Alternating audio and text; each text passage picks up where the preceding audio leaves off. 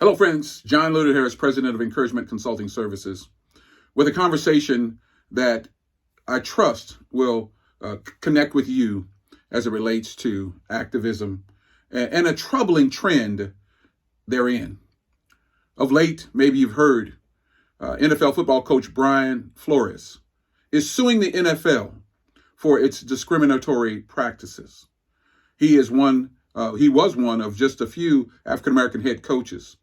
And he is suing the NFL because there is an obvious disparity. There's an obvious challenge with regard to African American head coaches getting head coaching jobs in the NFL. Right now, there's one and head coach, and there are other assistant coaches and coordinators and so forth. The Rooney Rule, as the NFL has enforced it or not enforced it, has not brought about the change that was expected relative to African American hiring. What is it? Is it racism? Is it discrimination? Is it all bigotry? Is it all of those things? Is it obviously that systematic or institutional racism that keeps some out and brings others in? Brian Flores has been likened by his attorneys in interviews as the Rosa Parks of our time. What he's doing in this lawsuit likens him to Rosa Parks. Really? Back in 1997, Ellen DeGeneres, she came out as a lesbian on her TV show.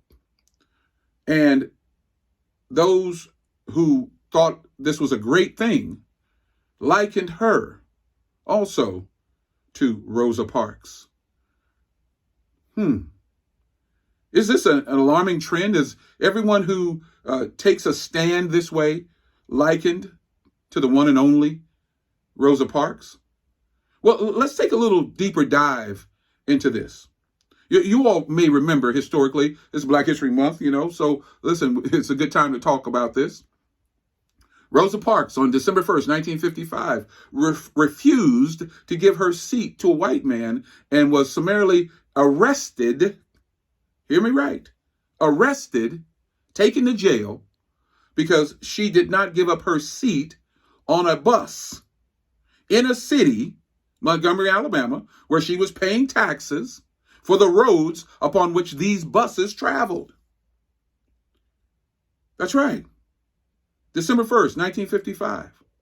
And so because of her unwillingness, her refusal to give up her seat, she was arrested, taken to jail, given one phone call.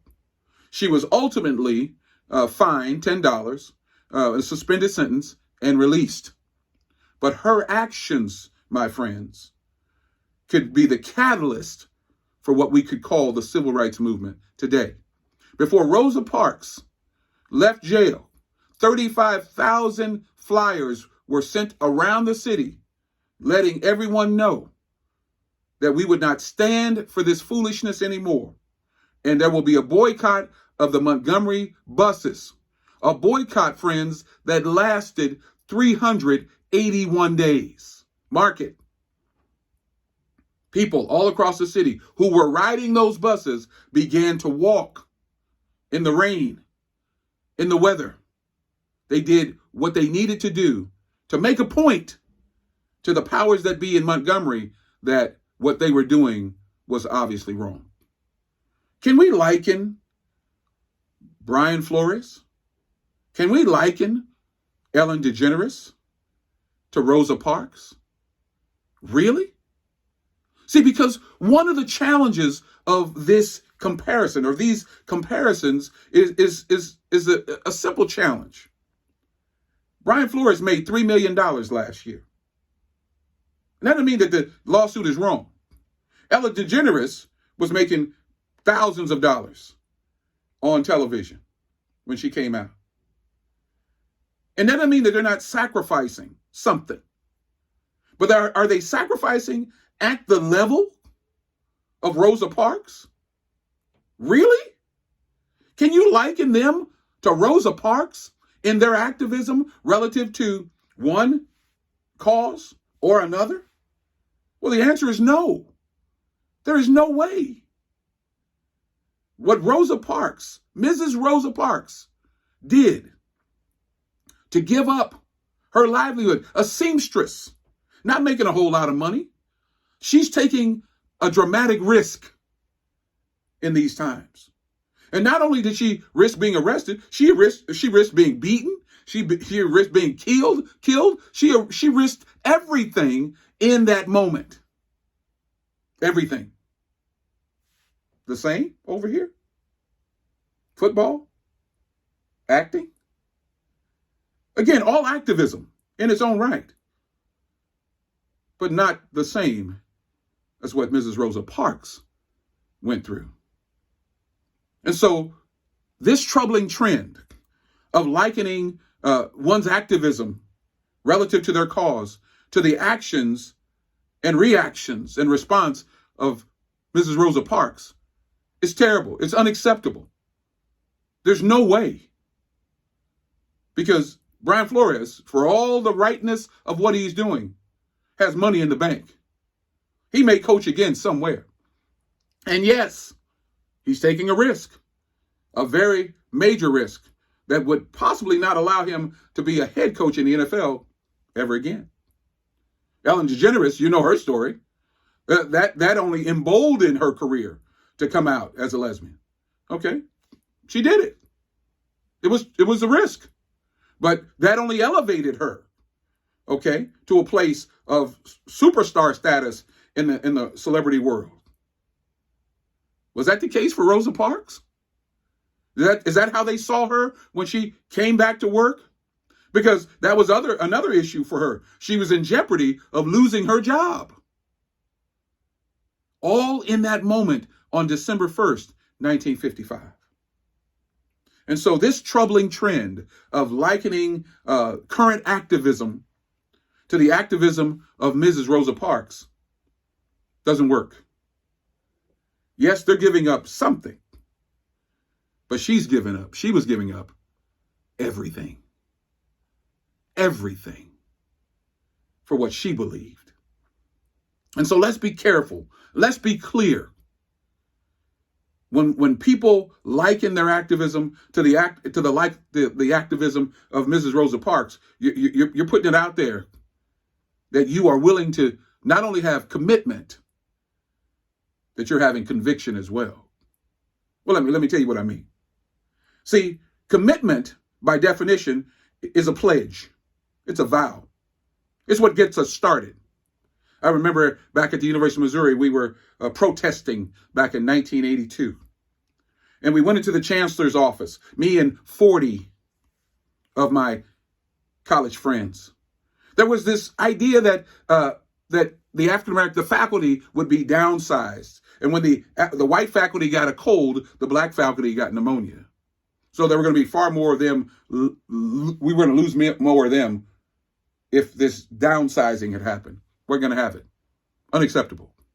So me and 39 of my college co-eds, we went to Jesse Hall. And we walked into the chancellor's office. I'm talking about the difference between commitment and conviction.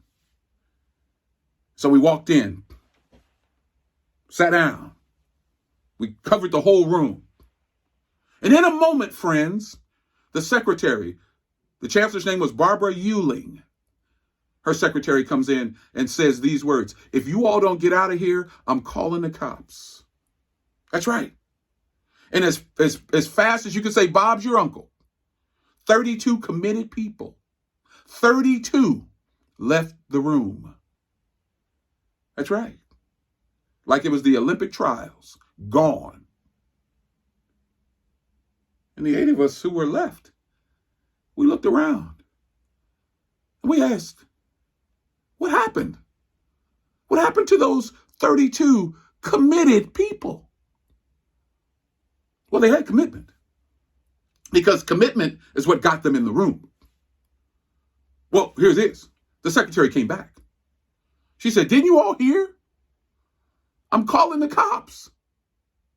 And in that moment, friends, these 8 college students, yours truly included, had to make a decision. Did we not only have commitment, did we also have conviction? Did we believe in the reasons why we came into that room in the first place? And so we had a decision to make. Were we willing to pay the price for our activism? That's what we're talking about here.